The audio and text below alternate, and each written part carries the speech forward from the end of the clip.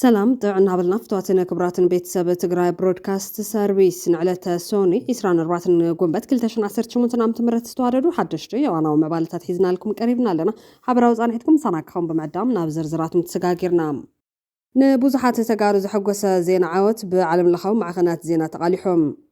لعلي 5 مليون حزب دمጽ نمهاب تمزغيبول استبحاله مرص ኢትዮጵያ لمعنتي ካይደሎ ትግራይ ኣብዝን خلای ግዜ ዝካየድ ዘሎ ሃገራዊ መረፃ እውን ወከልቲ ከመረፀት ተሪፋላ ኣካል ናይቲ ፌደሬሽን ዘብላረቁ ሕሲና ኣላ ማለት እዮም ነዚ ስዒቡ ሓደ ኢትዮጵያዊ ማዕኸን ዜና ብዘርግሖ ፀብፃብ ትግራይ ድሕሪ ሕዝብ መረፃ ምስ ኢትዮጵያ ናይ ምርኻብ ተኽእላት ሕት ምዃኑ ገሊጹሎም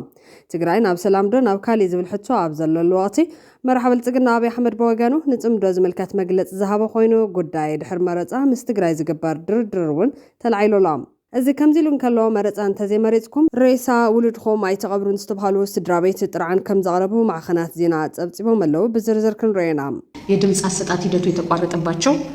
ምርጫ ክልሎች አሉ በቢሎኖፓ በመኮሳቺ በቀርሳ በነዚህ በኩታበር አካባቢ በኦሮሚያና በአማራ በምርጫ ክልሎች ከተጀመረ በኋላ በጸጥታ ችግር የተቋረጠባቸው አሉ ቤት ምኽሪ ትግራይ 70 ሚታዊ ካብ ወደብ ሕወሓት 30 ሚታዊ ድማ ካብ ፖለቲካዊ ውድባትን ምሁራትን ብምክታት ካቢኔ መንግስቲ ትግራይ ኣጣይሹ ተባሂሎም እቲ ቤት ምኽሪ ኣዋጅ እቶቶ ከም ዝእውጅ እውን ተገሊጹሎም بغالي وغان ሕወሓት ናይ መሪሕነት ምትዕራይ ከም ዝገበረ ፍሊጦም ኣብቲ ውድብ ሓላፍነቶም ትሕት ክብል ዝተገበረን ዝተተኩን ሰባት እውን ተፈሊጦም ኣለዎም ኣይሞትኩን ብህይወት ኣለኹ ሰብ ስለ ዝተመነኻሉ ኣይሞትን ሞት በእግዚአብሔር ፍቃድ ይክብል ካብ መስረት ሕወሓት ሓደ ዝኾነ ተጋዳላይ ተዳሂሎም አንደበታዊ ወራር ዘጋጠሞም ጀጋኑ ደቂ ሮብ ዓዶም በመስዋዕት ንምኽባር ቃልሲ ጀመሩ ለዓለተ ሰንበት ተዘኪራላ ነዚያቶም ካልኦት ተገደስቲ መባልታትን ትግራይ ብሮድካስት ሰርቪስ ሰዓት ከካፍለኩም ምሳና ጽንሖም ቤት ምኽሪ ትግራይ 70 ሚታዊ ካብ ወደብ ሕወሓት 30 ሚታዊ ድማ ካብ ፖለቲካዊ ውድባትን ምሁራትን ብምክታት ካቢኔ መንግስቲ ትግራይ ኣጣይሹ ተባሂሎም እቲ ቤት ምኽሪ ኣዋጅ እቶቶ ከም ዝእውጅ እውን ተገሊጹሎም በዚ መሰረት ድማ እቲ ቤት ምኽሪ ኣይተ መንግስቱ ተኽላይ ፕሬዝደንት ላዕለዋይ ቤት ፍርዲ ትግራይ ኣይተ ተስፋይ ገብረመድህን ምክትል ፕሬዝደንት ላዕለዋይ ቤት ፍርዲ ትግራይ ኣይተ ኣማኑኤል ኣሰፋ ምክትል ፕሬዝደንትን ሓላፊ ቢሮ ፍትሕን ትግራይ ኣይተ ኣለም ብርሃን ሃሪፈዮ ሓላፊ ቢሮ ሕርሻን ሃፍቲ ተፈጥሮን ኣይተ ኣለም ገብረዋህድ ሓላፊ ቢሮ ልምዓት ከተማን ኮንስትራክሽንን ኣይተ ተኽላይ ገብረመድህን ሓላፊ ቢሮ ማይን ኢነርጅን ዶክተር ኪሮስ ጉዕሽ ሓላፊ ቢሮ ትምህርቲ ዶክተር ፍስሓ ኣብተጽዮን ሓላፊ ቢሮ መሬት ወይዘሮ ብርክት ገብረመድህን ሓላፊት ቢሮ ማዕድን ዶክተር ተኽላይ ተስፋይ ሓላፊ ቢሮ ፐብሊክ ሰርቪስን ልምዓት ሃይል ሰበን ዶክተር ጸጋይ በርሂ ሓላፊ ቢሮ ጸና ዶክተር አብርሃም ሓጎስ ሓላፊ ቢሮ ኮሙኒኬሽን ወይዘሮ ኤልሳ ተስፋይ ሓላፊት ቢሮ ቴክኒክን ሙያን ዕድል ስራሕ ፈጠራን ዶክተር ምሕረት በየነ ሓላፊት ቢሮ በዓል መዝእቶች ወይዘሮ ራሕማ ዓብደል ቃደር ሓላፊት ቢሮ ፋይናንስን እቶት ምትእኻብን ወይዘሮ ሸዊት አዲሱ ሓላፊት ቢሮ ደቂ ኣንስትዮን ቤት ምኽሪ ትግራይ ሓዋፋይ ካቢኔ ክምስረት ኣሎ ኢሉ ብዝወሰኖ መሰረት ድማ 33 ሚታዊ ካብ ምሁራትን ተቃወምቲ ውድባትን እዞም ዝስዕቡ ሸይሙ ተባሂሎም ዶክተር ገብረ መስቀል ገብረ ማርያም ካብ ምሁራን ሓላፊ ቢሮ ሳይንስን ቴክኖሎጂን ኣይተ ዶርያስ ጎዶም ካብ ዓሲምባ ዲሞክራሲያዊ ፓርቲ ሓላፊ ቢሮ ባህልን ቱሪዝምን ኣይተ ነጋሲ ገብረ ትንሳኤ ካብ ውድብ ኣክሱማዊት ዋዕላ ሓላፊ ቢሮ ማሕበራዊ ጉዳይ ካልኦት ንተቃወምቲ ውድባትን ሰራዊትን ዝተገደፉ ቢሮታት እቶም ውድባት ዘትዮም ንሓላፍነት ሰብ ምስ ሓረዩ ሽመቶም ንክጸድቀሎም ቤት ምኽሪ ትግራይ ንፕሬዝደንት ትግራይ ውክልና ይብሎም ካሊ ኣባላት ቤት ምኽሪ ትግራይ ሽመቶም ዘጽደقሎም ኣማሓደርቲ ዝዋታት እንትኸውን በዚ መሰረት ድማ ኣይተ ወልደ አብርሃ ገብረ ጻድቅ ኣማሓዳሪ ዘዋ ሰሜን ምዕራብ ኣይተ ዝናብ ገብረ መድህን ኣማሓዳሪ ዘዋ ደቡብ ኣይተ ሻይ ገርማይ ኣማሓዳሪ ዘዋ ማእኸል ኣይተ ፍስሓ ሃይላይ ኣማሓዳሪ ዘዋ ምብራቕ ኣይተ ኸለል ሓጋዚ ኣማሓዳሪ ዘዋ ደቡብ ምብራቕ ኣይተ ግዳይ ኣዘናው ኣማሓዳሪ ዘዋ ምዕራብ ገይሩ ሸይሙሎም ኣብ መወዳእታ ድማ እቲ ቤት ምኽሪ ሓላፊ ዋና ኦዲተር ክልል ትግራይ ኣይተ ክብሮም ፍሳየ ምክትል ሓላፊ ዋና ኦዲተር ኣይተ መኮነን ገብረ ዝጋብሔር ገይሩ ሸሞ እንትኾን ኣይተ ኣባዲ ገብረ ስላሴ ድማ ኣካያዲ ስራሕ ኤጀንሲ መራኸቢ ሓፋሽ ትግራይ ገይሩ ሸይሞም እቲ ቤት ምኽሪ ኣዋጅ እቶቶ ወይ ኣዋጅ ህፁፅ እዋን ክእወጅ ምዃኑ እውን ክንጋር ጸኒሑ እዮም ንሱ በቲ ናይ መቐለ ዘሎ ባይቶና ከምዚ ትካእ ሰሚዕና ኣለና ክልተ ቢሮ ድዮም ክውዎ ሓደ ቢሮ ድዮም ክውዎ ኣይተማናን ገሊኦም ክልተ ቢሮ ክወስድ ባይቶና ይባሃል ኣሎ ገሊኦም ሓደ ቢሮ ይወስድ ይባሃል ኣሎ ኣክሱማዊት ዋዕላ ዝባሃል እውን ውድብ ንሱ እውን ሓደ ክወስድ ከም ዝኽእል ጭምጭምታ ኣሎ ዓሲምባ እውን ሓደ ቢሮ ከም ዝረክብ ሰሚዕና ኣለና ናይ ካልኦት ናይ ሕወሓት ወንበር መብዛሕትኡ ቢሮታት ሕወሓት ክተሓዝዩ ካሊ ሙዚት ተተሓይዙ ብዛዕባ ህጹጽ ግዜ ኣዋጅ ፕሮክላሜሽን እውን ክቐርበሉ እዩ ተባሂሉ ቤት ምኽሪ ክቐርበሉ እዩ ኣብዚ ህጹጽ ግዜ እዚ ትግራይ ትረልዮ ብሕጊ ዝግዛእ ትግራይ ብሕጊ ትግዛእ ትመሓደር ትግራይ ምንታን ኩሉ ኖርማል ብናይ ኖርማል ሕጊ ቤት ምኽሪ ቤት ሕግን ሕገ መንግስቲ ትግራይን ክኸይድ ስለይኽእል ኣብ ህፁፅ ግዜ ንወይን ዓይነት ሕጊ ስለ ዘልዮ ንሱ ከጽድቕ እዩ ዝበሃል ክቐርበሉ ከጽድቕ እዩ ዝብል እምነት ኣሎ ረባሕት ሓደ ጉዳይ ማለት ፕሮክላሜሽን ከጽድቕ ይባሃሎ ካልኦት እውን ወሰንቲ ኣዋጃት ክርኢ ይኽእል እዩ ወይ ከጽድቆ እዩ ወይ ርእዩ ናብ ወሰንቲ ናብ ቋሚ ኮሚቴታት መሪሑ ምንታን ሞር ዲቴል ክርአ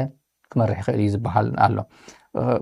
بتمساسالي حوحات أخيبا يمكن يوم ده حوحات سب يوقسوا مي كومبلين أجبري قانيو أفسراوي تقرأي سويلكم أفتنس أفسراوي تقرأي أفتناي تقرأي سراوي TDF إمبار مقبار لم تايزيت فوكس زي تجاوبرو أفتح حوحات مالت هذه قصلي ذا خاخي خا ما عنوس إتم أزين لو زدي سويلو رؤيو سيز بهذا زي يمس سوي كاتقايم كا توقعات كا توقع خا سويل كا جزي خابت والعو سنكم نفسكم عينكم تشافينكم زقارس زي ختموا حنا متى زي تخلوا هندبتاوي ورار زقاطمم جغانو دق إيروب عدوم بمسواتن مخبار قال سجمروا لعلت سنبت تذكرام تمال سنبت تا حزب إيروب بخبر الذكرى معلت عتق سنبت كوينات تذكرام إذا معلت سياما باقاطامي كونن ستوهابا معلتا سنبت نيرا حزب إيروب دما حنا عدون مريتون مكل خالد سنبت عاتقو سنبت تواقيو زي فوليتاريو دمانة معلتي عتق سنبت زبل كور سياما وهيبوالو معلت سنبت قنبت عسران سلستن شنشو عتميتن 9 عام تمرت حزب إيروب بوراري حيل شعبية ورار مسقاطمو عدون عودن حليفو كباي مرزان ولا حدا تدراو سلطنا زي وسود مناسيات عبيت عدمن ترى حزبن بحدا لبت العلم نعدهم دوبلو اتوجه بزمناو عد قطر حينبرن بفاس بغوزمو بدولان بخالوت بهلاو مسارحتاتن تواغيم يوم زدما ناي حيل عد قزي كونس ناي صنعت منفسن فور عدن عاوتن نيروم اتوسنبت تاريخ وقطر حيكونن حزب يروب نمريتون خبرون نمنتون كبل كندي مسوات كخفل كم زخل زري هياو مرداتايم يكون برت زحزن حقي لو ما تدخل مسوات استغفل المريت أبزيت فتح كنتات من لاوية إتوم نعدم كبلو دمام زفسس ولدوتات استغالسلو مريت لمون قبو تخرت كركب يقبع زبل دمتي يسمع له كبل يوم نزع علة الذكر ووجنات ويعمز اللهم بوجن إيرترا ويانا كم وراري إيرترا كم توراري تكوينا زغرب زانتا كوانتالو تحققن شعبية وراري تقرأي مالتنا شو إثيوبيا توراري تمغانا بشن خدوبات تقرأين إيرتران زغلنا إثيوبيا سراويت كم زينا برا بانزارو سراويت إثيوبيا أما برا إثيوبيا أنزار أونجن كلو تعتقاتني واقع من بارو بوجن تقرأي زلونا برسن مرة حنت راح زي كونس إن كل لا يقصرهم زي النعاق تقرأت إيرترا لحرب ذهب ومسكرنت كامل ترى يوم أبو علم لخاوي ومجابا ياون إيرترا ندخينات جماريت كوينا بمركبة 10 مليون دولار نيتيوبيا كتكحس تفرير لايم كوينات إثيوبيا إيرتران نربح حزب إيرترا ويون نربح حزب تقرأي تباهيلو استخفته كم زي كونه يقداس لعلوت مراحت حوحات شعبيان سسر يوم نموضع نغلتيو هزبينا بتحز ودغوزلا مكراك دارغو كم زقبرو بستفلالي وقناتي قلت يوم بعلومة مراحتون زهابو مسكرنت من قاليو دوب كم زي كونه يوم مراح إثيوبيا زنبرك قداي منيستر ملسينا وخونه مراح إيرترا سياسة فوركيت أنك خوينات إثيوبيان إيرتران دوب كم زي كونه بتدقاقا مكزارو ترايم يوم حزت امدو بزبل زبقاقا سلو محزنات كم زعينت قسلتات بخلتيو وقن كم زهاو غيرو ربحا كلتيو هزبي أو صنع مسارت كانت صف زقبا مخانون يبز تاريخ وعلت مخنيات مجنزاب زدلي أو زعلت عطو سنبت نتوم من عدم كملو استغالوا تسوون بخبر نذكرهم تاريخهم ما متحف تكسنة أو مرول لدتات دما كنا بريقبام حنا نمفداي زي كونس تما سال زحزن تاريخ نزاي مدقام بخالي حبريسام أي موت كون بهوت اللخو سب سلسته من خلو أي موتن موت بجزابير فقادي قبل كاب مسرت تحوهات حد زخونة تجارة قاليتهم التجارة لا بهندبت مويت زبلني حسوت حبريتا دحر مزرقو حيو ملاشي بول زالام تجارة لا سجد جبر سلاسي حد كاب مسرت تحوهات كوينو بهندبت مويت زبل حبريتا أب محبرة مرة خويتات دحر مزرقو حب علو ملاش كب تجديد الله نصاب زاو ملاش تيزون جبرام لك بزبلنا فيسبوك جز استزرقحت صحف حق إني جز نايتاس ما استرقو حزي كونس تماثيل استغفتهم بمجلات سبس لستمن خلا يموتن موت بجزابير فقادو يزمت زيلهم أسجد قبر سلاسي وسيخو أنتم ناتي موت منيو تفترو الدسبن سلطان أملاخ زخ حدكم لوخات منافستن أجان تزخونكم أبناء أملاخ سرحاتكم تحمزوا زلهم يخم قبل بتري زوج زغينهم تزحزن دمات تدنقرنهم في تنفيت أو كنت تمتزود حر مجارد جهنكم بزح زطفاهم كي يخلكم ناقف عقف عخينه بشمهز أنتون قبر أملاك نحاسوت أكاونت متزخم كتجبر برون تلخم يزحزن سيطان أو ملختي تصحفكم لوجات فيسبوك برقز እርግጠኝነት ናይ ብመነሰይ ማለት እውን ህፃን ጽዮን ገብረ ኣምላክ ገጽ ፌስቡክ ከም ዘይኮነ ስለ ዝኣመንኩ እቲ ስርሕኹም ግን ተሸፊንኩም ብናይ እግዚኣብሔር ስራሕ ሰሪጽኩም ኣትኹም ተዕንፍሹ ከም ዘለኹም ተረድዩ ኣለኹ ኢሎም። ኣስገደ ገብረ ስላሴ ወሲኹ ኣነ ካብ ማህፀን ወላዲተ ወፂ ኣብዛ ሰብ ንዝተወሰነ ግዜ ፀንሐላ መሬት ዝመጻ ኩሉ ዓለት ብእግዚኣብሔር ፍቃድ ከም ዝሞት ፈልጥ ድሕሪኡ ድማ ብናይ ኣምላኽ ሓይሊ ዓበየ ኣካለ መጠን ምስ በጻሕኹ ናብ ገድሊ ክወፅእ እንተለኹ ከም ስዋ ፈልጥ ኣጋጣሚ ኮይኑ ግን ካብ ብዙሕ መስዋዕት ወፂ ብዙሓት መሓዙተይ ተሰዊዖም ኣነ ኣጋጣሚ በቲ ናይ ኩሉ ንጉስ ኣምላኽ ፍቃድ ኮይኑ ሕዚ እውን ዝለዓለ ናይ ዕድመ በዓል ፀጋ ኮይነ ካብ ንጨቆንትን ምቅላስን ንህዝቢ ጠበቃነተይን ኣይቋረፅኮን ንቅድሚት እውን ክሳብ ዕለተ ሕልፈተይ ኣብ ሰላማዊ ተቃለስቲ ጎኒ ኣለኹም ኣነ ግን በቲ ናትኩም ልኡኻ ተጋንንቲ ዝበልኩም እንተይኮነስ ኣነ ዋላ ኣብዛ ሰዓት እንተሓለፍኩ ፀገም የብሉን ክብል ይዋይሱ ዘሎ ወሲኹ ድማ ኣነ ዘሕዝነንን ዘብኬንን ግን ኣብዛ ሰዓት እዚኣ ዕሸላት መናሰይ ኣናእሽቲ ከምታ ትሽቁጥሉ ወይ ትሕብኡላ ዘለኹም ጽዮን ገብረ ኣምላክ ካብ ድሌቶም ወፃኢ ድራር ጥይት ዝኾኑ እዩ ዘብኬኒ ብማል 51 ዓመታት ኣብ ቃልሲ ኣለኹ ኣብ ዝነበረ ጉዕዞ ዘናስሐኒ ዝሰራሕክዎ ነገር የለን ኩሉ ቁኑዕ ተጋደላይን ህዝብን ዝምስክረለ እዩ ብማል ነቶም ከምኡ ዝገብሩ ይስሎም ኣብ ማሕበራዊ መራኸቢታት ሰባት ብፅለ ተበጊሶም ወይ ገንዘብ ንምርካብ ወይ ዝና ንምርካብ ናይ ካልኦት ሰባት ስም ክጽይቑ ዘይሞቱ ሞይቶም ኢሎም ክውጅ ምርኣይ ዘሕዝን ተርዮ ኮይኑላ ንብዙሓት ተጋሩ ዘሐጎሰ ዜና ዓወት ተቃሊሖም ኣትሌት ፍሮይና ሃይሉ ኣብ ውድድር ዳይመንድ ሊንግ ራባት 2026 ተዓዊታ ኣብ ሞሮኮ ከተማ ራባት ዝተኻየደ ውድድር ዳይመንድ ሊንግ 2026 ብ1500 ሜትሮ ዝተወዳደረት ኣትሌት ፍሮይና ሃይሉ ቀዳመይቲ ኮይና ተዓዊታ ኣትሌት ፍሮይና ሃይሉ ነቲ ዝተመደበ ርሕቀት 1500 ሜትሮ 3 ደቂቃ 58 ሰከንድን 25 ማይክሮ ሰከንድን ብምዝዛም ዓወት መዝጊያ ዘላ ኣትሌት ኣረጋወይን ካልኣዩ 3 ደቂቃ 59 ሰከንድን 28 ማይክሮ ሰከንድን ብምዝጋብ ካልኣይቲ ኮይና ውድድራ ዛዚማ ኣትሌት ኣጋቴ ጉልመት ድማ ሳልሳይ ደረጃ ሒዛ ኣብ ቻይና ሻንጋይ ኣብ ዝተኻየደ ፈላማይ ዳይመንድ ሊንግ 2026 ብ1500 ሜትሮ ዝተወዳደረት ኣትሌት ብርቀይ ሓየሎም ነቲ ርሕቀት ብ3 ደቂቃ 55 ሰከንድን 56 ማይክሮ ሰከንድን ብምዝዛም ክብረ ወሰን ብምምሕያሽ ክትዕወትን ከላ ኣብ ውድድር ዳይመንድ ሊንግ ዣይመን ካልአይቲ ኮይና ዛዚማ ኣብ ውድድር ዳይመንድ ሊግ ዣይመን 2026 5000 ሜትሮ ፈላማይ ውድድር ዳይመንድ ሊንግ ዘካየደ ኣትሌት ቢንያም መሓሪ ሳልሳይ ደረጃ ሒዙ ምዝዛሙ ይዝካር ዛጊድ ኣብ ከተማታት ሻንጋይ ዣማንን ራባትን ዝተኻየደ ውድድር ዳይመንድ ሊግ 2026 ድሕሪ 3 መዓልቲ ኣብ ጣልያን ከተማ ሮም ቀፂሉ ክካየዱ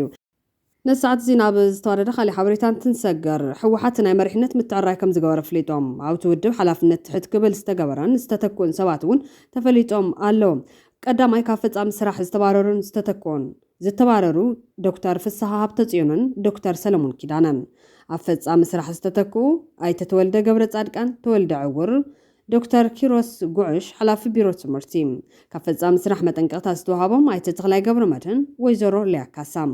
ጉዳይ ኣለም ገብረ ዋህድ ብዝምልከት ካብ ማእኸላይ ኮሚቴ ክእገድ መበገስ ሓሳብ ቀሪቡ ዝነበረ እኳ እንትኾነ ድሕሪ ናይ መዓልትን ፈርቓን ቃልሲ ብመጠንቀቕታ ሓሊፉሎም ናይ ቢሮ ሓላፍነት ምቅያር ስጉምቲ እና ኣይተ ተኽላይ ገብረ መድህንን ዶክተር ፍስሓ ሃብተጽዮንን ካብ ቢሮ ሓላፍነቶም ስለ ዝተባረሩ እዞም ዝስዕቡ ተተኪዮም ኣለዎም ኣይተ ተወልደ ገብረ ጻድቃን ተወልደ ዕውር ሓላፊ ቢሮ ማይ ሃፍቲ ኮይኑ ናይተ ተኽላይ ገብረ መድህን ተኪዮም ካልኣይ ፕሮፌሰር ክንፈ ኣብርሃ ሓላፊ ቢሮ ምሕዳር መሬት ኮይኑ ዶክተር ፍስሓ ሃብተጽዮን ተኪሎም ሕዚ ናይ ዓለም ከቢድ መጠንቀቕታ እዩ መጠንቀቕታ ዝጠንቀቕካዮ ኣብ ውድብ ስራሕ ፈጻሚ ክኾነ እድገት የለን ዕብየት የለን ስልጣን ክዓበይ ይኽእልን እቲ ናይቲ ውድብ ኣካይዳ ስለ ዝኾነ ኮነ ተባሂሉ እንዲዝስራሕ ኣብቲ ውድብ ሳሪሃ ማሪሃ ነይሩ እዩ ሕዚ እውን ኣሎ ግን ናብ ስራሕ ፈጻሚ እንተዝመጽእ ይጠቕሞ እምበር ንማንም ኣይጠቅምን ነቲ ውድብ እዩ ዝጠቕሞ ሽመት ማሃቦ ይተርፎን ሕዚ ክሽወም እዩ ኣብ ዝኾነ ቦታ ክሽወም እዩ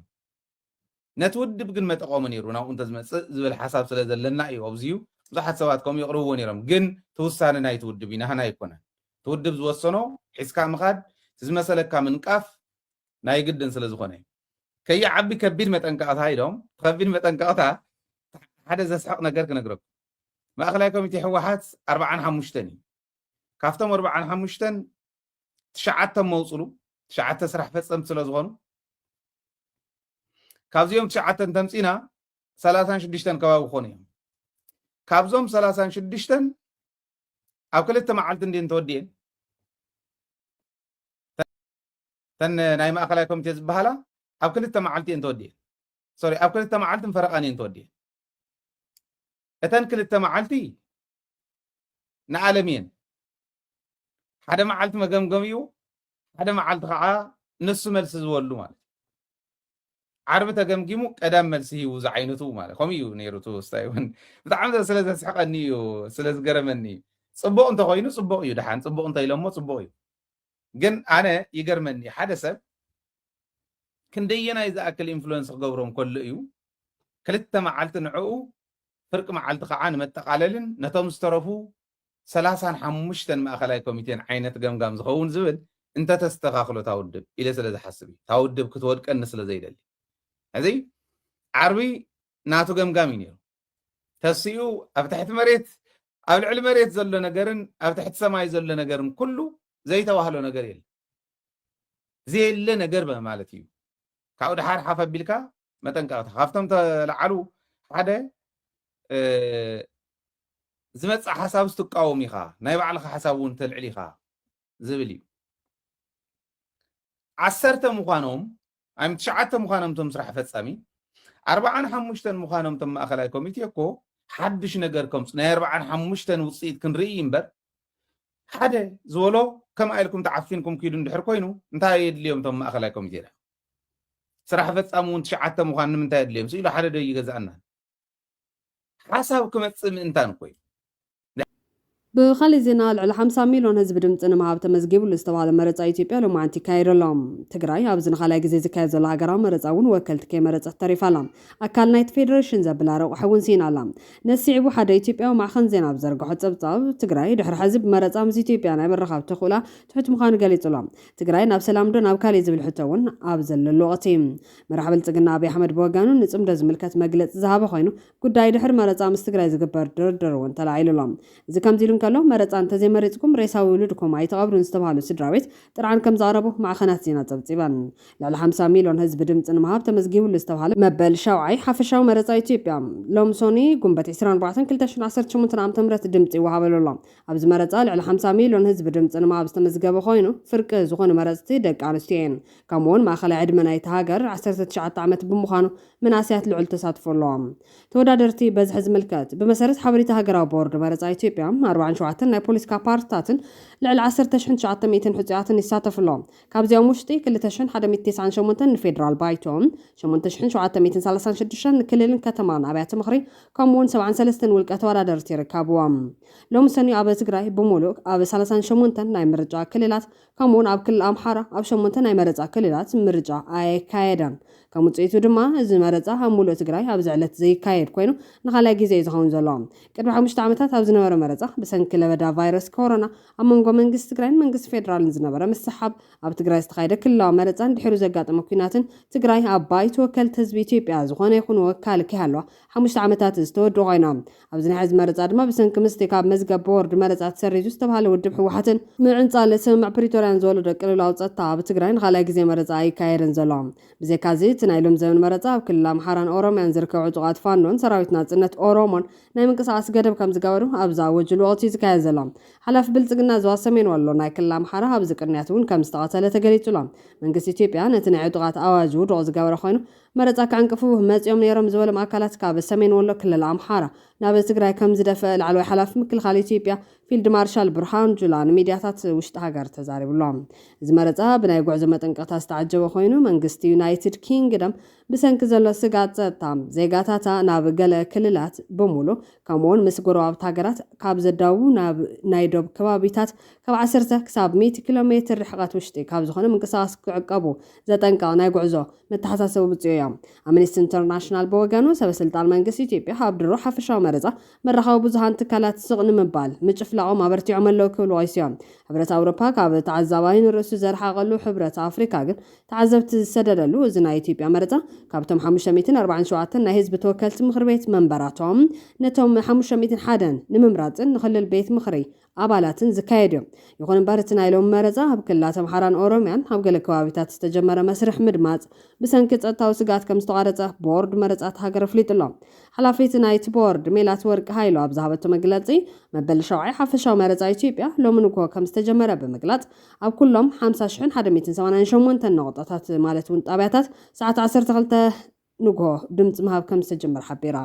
ኣስታት 695 ጣብያታት ግን ካብ 30 ክሳብ 1 ሰዓት ዶንጎም ከም ዝተኸፈቱ ታዋና ሰብሳቢት ናይቲ ቦርድ ገሊጻ በዚካዚ 143 ነውጣታት ብሰንኪ ጸጥታው ኩነታት ከም ዘይከፈቱ ብምግላጽ ኣብ ገለ ከባቢታት ክልላት ኣምሓራን ኦሮምያን ተኸፊቶም ዝተዓጽው ከም ዘለዎ ጠቂሳ ኣብቶም መረጻ ክካየደሎም ዘይከኣለ ከባቢታት ዝንቀሳቐሱ ዕጡቓት መጓዓዝያ ምእጋዶም ጸገም ከም ዝኾነ እቲ ቦርድ ዘመልክት ዛገደ ተዓዘብቲ መረጻ ናብ ኣስታት 40,000 ጣብያታት ብምብጻሕ ከም ዝተዓዘቡ ዝገለጸት ተሓላፊት ወከልቲ ፖለቲካውያን ሰልፍታት ብወገኖም ናብ ኣስታት 42,000 ናውጣታት ከም ዝበጽሑ ሓቢራ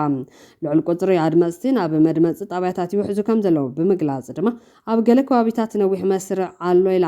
ብፍላይ ኣብቶም ዲጂታላዊ ምዝገባ ዝተኻየደሎም ኣብ ኣዲስ ኣበባን ካልኦት ከባቢታትን ዝርከቡ ቦታታት ምድንጓይ ተፈጢሩሎም ነዚ ንምፍታሕ ጻዕርታት ይካየድ ከም ዘለውን ተሓላፊት ተዛሪባ ምስ ገለ ከባቢታት ክልል ቤንሻንጉል ጉሙዝ ዘሎ ርክብ ብምቁራጹ ዋናዊ ሓበሬታ ክርከብ ከም ዘይተኻለ ሰመዚ መረጻ ኣብርሆም ኣለዉ እቲ ቦርድ ነቲ መረጻ ንምክያድ ልዕሊ 350,000 ኣባላት ተዋፊሩ ከም ዘለውን ኣፍሊጡ ማዕኸናት ዜና ኢትዮጵያ ነዚ መረጻ ሬሳን ከይተረፈ መሪጹ ብሰንኪ መጉዳእቲ ኣካል እዳው ዘይብሎም ዜጋታት ብኣፎም ጽሒፎም ድምፂ ሂቦም ሓንቲ ሓራስ ድማ ምስ ደማ ኣድሚፃ ሓንቲ ካልአይቲ ጓል ኣንስተይቲ ድማ እናመረፀትን ከላ ሕርስ መፂዋ ዝብሉ ዜናታት የውፅኡ እኳ እንተባዕሎም መረፃ እንተዘይመሪፅኩም ሬሳ ውሉድኩም ኣይትቐብሩን ዝተባሃሉ ስድራ ቤታት እውን ጥርዓን ከም ዘቕረቡ እዮም ገለ ምንጭታት ሓበሬታ ዝገልጹ ዘሎም ሬሳ ኣብ ገዛ ቀሚጦም ንመረፃ ብግዲ ዝተወሰዱ ኣባላት ስድራ ቤት ተቃውሞም ኣስሚዖም ተባሂሉሎም ኣብ ዞባ ሰሜን ሸዋ ወረዳ ሲያደብርና ዋዩ ቀበሌ ኣባያ መረፃ ጣብያ ሳክላ ኣዝዩ ልቢ ዝትንክፍን ሓላፍነት ዝጎደሎን ተግባር ብሓይልታት ጸጥታ ተፈጺሙ ይበለት ሓበሬታ ውልዶም ብሞት ዝተፈለዮም ስድራ ቤት ስነ-ስርዓት ቀብሪ ውልዶም ኣብ ዝሰናደወሉ ዝነበረ እዋን ሓይልታት ጸጥታ ናብ ገዞም ብምእታው ሬሳ ኣብ ገዛ ቀሚጦም 7 ኣባላት እታ ስድራ ቤት ናብ መረፃ ጣብያ ክኸዱን ክመርጹን ከም ዝኣዘዝዎም ካብቲ ቦታ ዝረኸብናይ ሓበሬታ ይርድእ ክብል ሓደ ምንጭ ሓበሬታ ጠብጺቦም ኣብ ናይ መንግስቲ ሚድያ ዝናፈስ ዘሎ ወረብ ካብ ሓቂ ዝረሓቐን ኮኔል ካን ሚድያ ሃልክ ተባሂሉ ዝተኣለመ ውዲት ምዃኑ እቶም ሓዘንተኛታት ኣብቲ ቦታ ንዝተረኸበ ምንጭ ገሊፆምሎም ምክትል ቀዳማይ ሚኒስተር ተመስገን ጥሩነህ ከይተረፉ እቶም ሓዘንተኛ ብፍቓዶም ናብ መረፃ ጣብያ ከም ዝመፁ ዝናፈስ ዘሎ ወረብ ናይ ሓሶት ወረአዩ ኣብ መሬት ዘሎ ሓቂ ግን ካልእ ክብሉ ብምረት ተዛሪቦም ወሲኾም እውን ከመይልናይና ሬሳ ውሉድና ኣብ ገዛ ቀሚጥና ንመረፃ ንኸይድ ብምባል በቲ ዝተገበረሎም ናይ ግድስ ጉምቲ ከም ዝሓዘኑ ገሊፆም ኣብ ገለ ክፋላት ሃገር ግጭት ተባሪዑ ዘለሉ እዋን ሓፈሻዊ መረፃ ኢትዮጵያ ሎሚ ይካየድ ኣሎ እዚ ማለት ድማ ሓያሎ ሰባት ክመርፁ ኣይኽእሉን እዮም ነዚ ድማ ናይ ሓሶት ሓበሬታን ከይተረፈ ብመንግስታዊ ሚድያ ዝዝርጋሕ ዘሎ እታ 2 ዓመት ደማዊ ኩናት ዝሕለፈት ቁስላ ከተሕውት ትቃለስ ዘላ ትግራይ ካብዚ መረፃ ፈፂማ ተገሊላ ምህላዋ ድማ ኣዒንቲ ብዙሓት ኣብ ዓሪፉላ እዚ መረፃ እዚ ወታደራዊ ስርዓት ደርግ ድሕሪ ምውዳቑ ንመበል 7 ግዜ ዝካየድ ዘሎ እዮም ዝሕዚ ዝካየድ ዘሎ መረፃ ምስታ ብሬፈረንደም ሃገር ክትከውን ዝበቃዓት ብሰሜን ዘላ ጎረቤት ኤርትራ ወጥሪ ኣብ ዝዓበየሉ እዋን እዩ ዝካየድ ዘሎ ማዕኸናት ዜና ጽኑዕ ቁፅሪ ይካየደሎም ኣሎ ከም ቢቢሲ ዝኣመሰለ ሓያሎ ትካላት ድማ ኣብቲ ሃገር ክሰርሓ ፍቃድ ጋዜጠኝነት ተነፊግዎን ይርከብ ኣብዩ ቅድሚ 8 ዓመት ምስ ኤርትራ ዝነበረ ወጥሪ ብምውቅዑ ኣብ 2011 ተሸላሚ ኖቤል ሰላም ክኸውኑን በቂዑ ነይሮም ኣብዞም ዝሓለፉ 7 ዓመታት ግና ነገራት ዝተፈለዩ ክኾኑ ኣይከኣሉን በዚ ድማ ተቃውሞታት ብምጭፍላቕ ተነሓናሓቱ ናብ ስደት ብምድፋን ብምእሳርን ይኸስዋ መንግስቲ ብመሪሕነት ኣብይ ኣብ ኣንጻር መራሕቲ ትግራይ ናብ ኩናት ዝኣተው ኮይኖም ብሽምግልና ሕብረት ኣፍሪካ ብውዕል ፕሪቶርያ ደው ኢሎም ኣብቲ ኩናት ኣስታት 600,000 ሰባት ህይወቶም ከም ዝሳኑ ሕብረት ይገልጽ ብመሰረት እዚ ድማ ሓዝን ካልኣይ ግዜ ተገሊላ ዘላ ትግራይ ኣብ መስርሕ መረፃ ናብ ሃገረ መንግስቲ ኢትዮጵያ ናይ ምምላስ ተስፋ ትሕቲ ክብል ኣዲስ ስታንዳርድ ይጸብጺቦም ሃገራዊ ቦርድ መረፃ ኢትዮጵያ ነቲ መበል 7 ሓፈሻዊ መረፃ ኢትዮጵያ ሎሚ ኣብ ዘካይደሉ ዘሎ ወቅቲ ኣብ 3 ቁልፊ ክልላዊ መንግስታት ማለት እውን ኣብ ኣምሓራ ኦሮምያን ትግራይን ዘሎ መስርሕ መረፃ ዝገምገሙ ናይ ኩነታት መግለጽታት ኣካል ብምግባር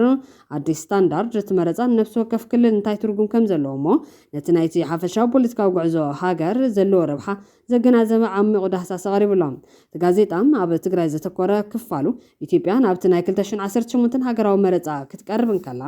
ትግራይ ንኻልኣይ ግዜ መፍትሒ ኣብ ዘይተረኽበሉ መንታ መንገዲ ትርከብ ብምባል እቲ ናይ 2018 መረፃ ብዝተሓላለኹ ድሕረ ባይታታት ክረአ እንከሎ እቲ ትግራይ ብመስርሕ መረፃ ናብ ሃገረ መንግስቲ ኢትዮጵያ ናይ ምላስ ተስፋ ትሕቲ ክብል እዩ ዝገለጸ ወሲኹ እውን ትግራይ ኣብ ፌደራላዊ ስርዓት ኢትዮጵያ ዘለዋ ታሪኻዊ ተራ ግምት እኳ እንተኣትዎም ትግራይ እንደገና ካብ ሃገራዊ መረፃ ወፃኢ ምዃና ካብ ትግራይ ንላዕሊ ዘልዕሉ ሕቶ ብዛዕባ ናይ መጻኢ ቅርጽን ትሕዝቶን ሃገረ መንግስቲ ኢትዮጵያ ምዃኑ ጎሊሁ ዝወፀሉ ናይ ታሪክ መስርሕ ምዃኑ ምግማት ኣየጸገመን እዚ ድማ እቲ ዘይተዛዘመ ጉዕዞ ህንፀት ሃገረ መንግስቲ ኢትዮጵያ ሕዚ እውን ኣብ ሓደጋ ከም ዘሎ ዘርኢ ብማለት መደምደምቱ ኣሚጡሎም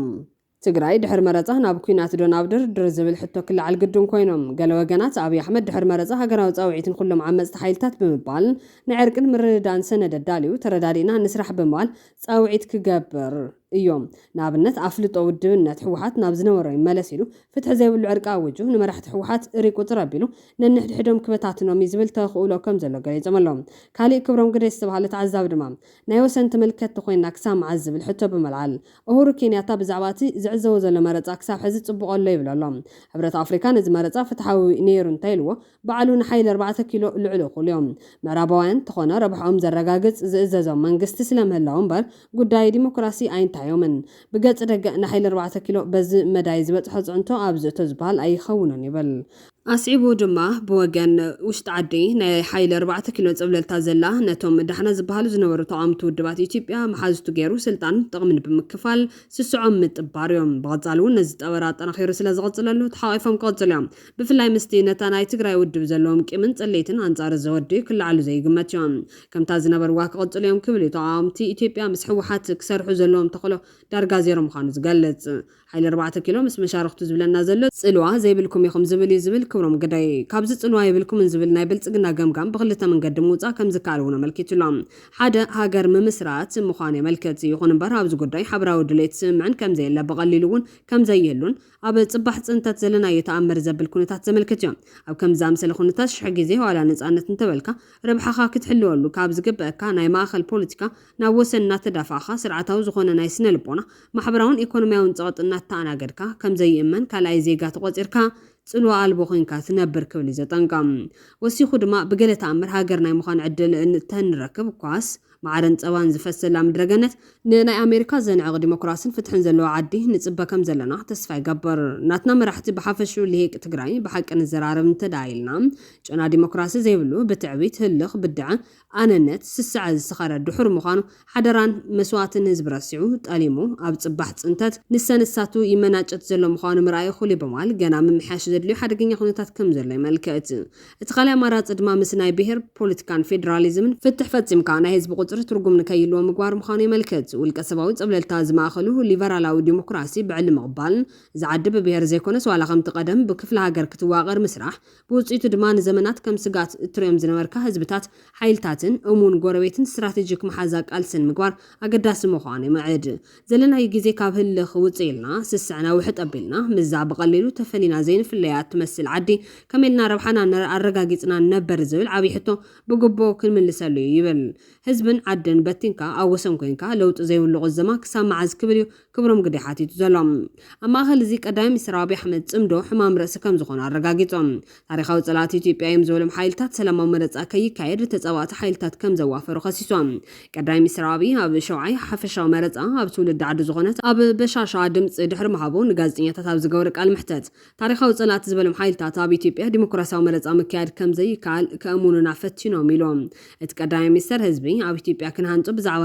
ንደሊ ዘለና ዲሞክራሲያዊ ስርዓት እንታይ ከም ዝገበር ንምውሳን መኸርቲ ኮነ ገሰፅቲ የድልዮን ብማል ሎሚ ንጎሆ ድምፂ ክብ ገስጊሱ ከም ዝወፀ ተዛሪቦም እቲ ቀዳማይ ሚኒስትር መንነት እቶም ታሪኻዊ ፀላእቲ ዝበሎም ሓይልታት ኣይጠቐሰን ካብ ሎሚ ንጎሆ ጀሚሩ ድምፂ ምሃብ ተጀሚሩሎ ቀዳማይ ሚኒስትር ኣብይ እውን ኣብ ዞባ ጅማ ወረዳ በሻሻ ድምፂ ሂቦም ኣብዚ ትግራይ ዘይተሳተፈትሉ መረፃ ምክያዱ ስዒቡ ኣብ መጻኢ ህልውና ኢትዮጵያ እንታይ ዓይነት ኩነታት ክፈጥር እዩ አዘራራብ ኮይኑ ይቀጥላል እነፊልድ ማርሻል ብርሃኑ በዚህ በታሰበው መልክ ሰላማዊ ሆኖ እንዳይሄድ የኢትዮጵያ ታሪካዊ ጠላቶች የሚገዟቸውን ኃይሎች ገዝተው በስፋት አሰማርተዋል ፕሮፓጋንዳ ሰርተዋል ኢትዮጵያ ውስጥ ዴሞክራሲያዊ ምርጫ ማድረግ አይቻልም የሚል እምነት እንድንይዝ ሙከራ አድርጓል የኢትዮጵያ ህዝብ ግን ሁሌም እንደሚያደርገው በወሳኝ ኩነቶች ወቅቶች የሚያሳየውን ከፍተኛ የጀግንነት መንፈስ አሳይቶ እንግዲህ በመጣሁባቸው መንገዶች በሙሉ ከጠዋት ጀምሮ በሰልፍ ህዝቡ ምርጫ እያካሄደ ይገኛል ብርሃኑ ጁላ ብቆቦ በዋግምራ ኃይልታት ጽምዶ ወጊኦምና ይልና እውነት ኃይልታት ጽምዶ ከምዚ ስዊልካ ወጊኦምና ዝባል ከመይኮም ዝኾነ ይንፈልጥን ግን አበይ ኃይልታት ጽምዶ ውግን ተጀሚሮም ካሊዩ ስዊልካ ኮንካ ዝጅመር ኃይልታት ጽምዶ ሓደ ሽሕ ቀቲልና አለም ኢሉ ሓደ ሽሕ ቀቲልና አለም ዘይሰማዕና ይወረይ ዘይሰማዕና ይውግ ብልብ ስዊሎም በአምሮም ይካይደሎም ካውናበይ ከይዶም ይልጎም ናብ ትግራይ ተመሊሶም ናብ ትግራይ ተመሊሱ ናብ ንምላስ ማለት ኣበጋግሶም ተመልከቲ ኣበጋግሶም ካብ ትግራይ ነይሩ ማለት እዩ ካብ ትግራይ እንድሕር መፅኡ ተመሊሶም ዝመልስ ናፍታ ዝነበርዋ ተመሊሶም ማለት እዩ ካብ ትግራይ ዝመፅእ ሓይሊ ወጊና እዩ ዘለና ዘሎሲ ተመኒዋ ኣሎ እዛ ነገር እዚኣ ትኸውን እንዴት ትኸውን ዝኾነ ንሽተ ከስምዐኩም እየ ተመልከት ንሽተይ ምርጫ ማደናቀፍ አለብን ብለው አቅደው ተሰብስበው እቅድ አውጥተው ኦሪንቴሽን ሰጥተው ወደ ሰሜን ወሎና ወደ ዋግ በመግባት ሊያደናቅፉ ሞክረዋል። ከ1000 በላይ ኪሳራ ከስረው ሳይሳካላቸው ወደ ትግራይ ተመልሰዋል። በኦሮሚያ 17 ቦታዎች እንደዛ ሞክረዋል። በአማራ ከ10 ቦታ በላይ ዋግና ወሎን ሳይጨምር ከ10 ቦታ በላይ ሞክረዋል እና በሙሉ ከሽፈዋል። ይሄ የሆነው አንደኛ ህዝባችን ሰላም ይፈልጋል፣ ልማት ይፈልጋል። ይሄ ቀና ቀና ማለት ተስፋ ሰጥቶታል እና ጆሮ ከልክሏል። ለጽምዶ ለታሪካዊ ጠላት ተላላኪ ጆሮ ከልክሏል። ለታሪካዊ ጠላት ተላላኪ ጆሮ ከልክሏል። ሓንኛ መለሰሊና ጽቢኦና እዚ እዚኣቶም ትዋና ናይ ኤርትራ ሰራዊት ኣቀናቢሩ ናብ ትግራይ ኣትዩ ይበሃል ኣሎ ክበሃል ተሎ ፀርፊ ብፀርፊ ዝገበሮ እዩ እዚ ሕዚ የፅምዶ ተላላኪ የታሪካዊ ጠላት ተላላኪ ፅምዶ ህዝቢ እዝነ ኣይቦን እዩ በቃ ህዝቢ እሺ የበለን ምክንያቱ ናትና ልምዓት ይሪኦ ኣሎ ሕጉስ ኣይኮነን ብፅምዶ ይብሎ ኣሎ እዚ ብምናብ ስኢሎም ብናታቶም ሃሉሲኔት ይገብሮ ኣሎ ኣይናይ ናይ ፅምዶ ሓይሊ ከም ዝወግኦም ካሊእ መዓልቲ ክነግሩና እዮም ተዝኸውን ፅቡቕ ክኸውን እዩ ድማ ህዝብታት ንጉዳይ ኣለና እንተኢሎም ክገብርዎ እዮም ትማሊ ስለ ዝገበርዎ ገይሮም ወይም ትማሊ እንታይ ገይሮም ናይ ባዕሎም ሓይሊ ናይ ኢትዮጵያ ሓይልታት ንግደፎሞ ናይ ወፃኢ ሓይሊ ዓዲሞም እዮም እዚኣቶም እዙይ ብናቱ ሚድያታት ሓለቑ ዓዲሞም እዮም ሕዚ ፅምዶ መፅኦ ወጊኦምና ዝበሃል ዘሎ ኣይናይ ፅምዶ ብዋግምራ ከም ተዋግአ 1000 ወዲና ኣሎም ገለታት ዝበሃል ዘሎ ኣየሪኻ እዩ ኣብ ጎጃም ዝግበር ዘሎ ኣየሪኻ እዩ ሓደ ግዜ ስኢልና ሳተላይት ፀገም ስለዘይብሉ ስኢልና ሳተላይት ድኽንፅዕኖ እቲ ቪድዮታት ክንኡ ምንታን ክሪኦ ህዝቢ ኣምሓራ እውን ካብ ሳተላይት ድኽንፅዕኖ ይብሉ ኣሎ ሰብ ከቢድ ስለ ዝኾነ ዝግበር ዘሎ ኣምሓራ ክልል ዝግበር ዘሎ ውግእ ብርሃኑ ጁላ ኣየሪኻ ይደቁ ከመይ ይገብሩ ወታደራቱ እንታይ ይኾኑ ከም ዘለዉ ብዛዕባ ሓይልታት ፅምዶ ወጊኦምና ዝብል ተሎ ሓይልታት ፅምዶ ስርሖም ተጀሚሮም ናይ ክንደይ መዓልቲ ክንደይ ወርሒ ክኸውን ከም ዝኽእል ኣብይ በዓሉ ይፈልጦ መኸርቱ ይፈልጥዎ ኣብ ክንደይ መዓልቲ ክጠናቐቕ ከም ዝኽእል ተተጀሚሩ